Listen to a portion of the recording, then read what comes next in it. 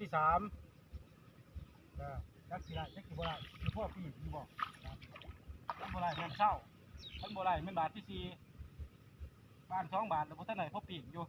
จักสิได้มันเป็นน้ำขี้รักแต่ว่ารักป้าแล้วก็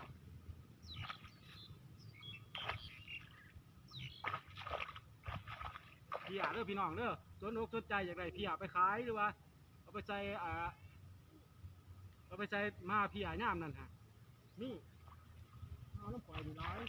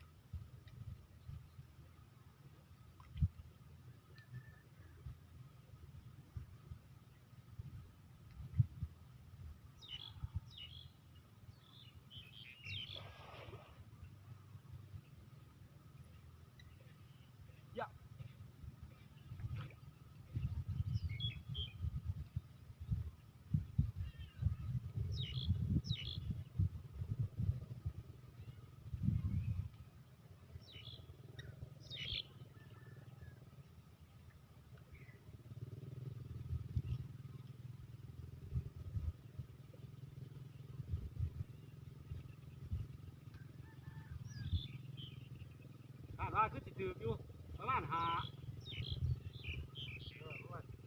พราะว่ามันสายจริงเนี่ยมันสายจริงอาจจะบ่ได้ว่าหมู่มันสายจริงนี่มัน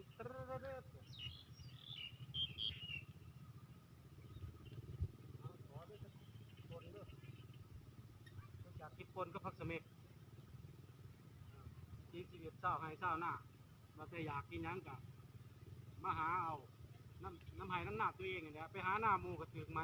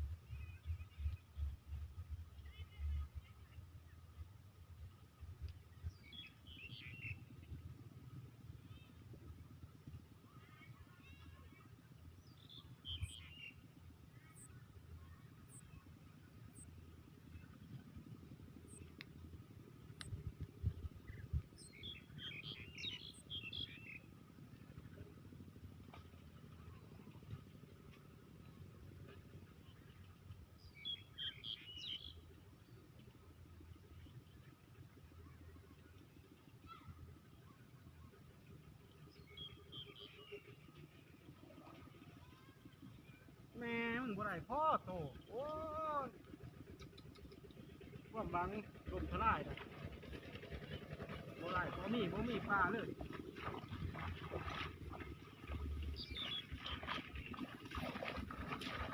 โอ้หนาสิได้แน่เนาะ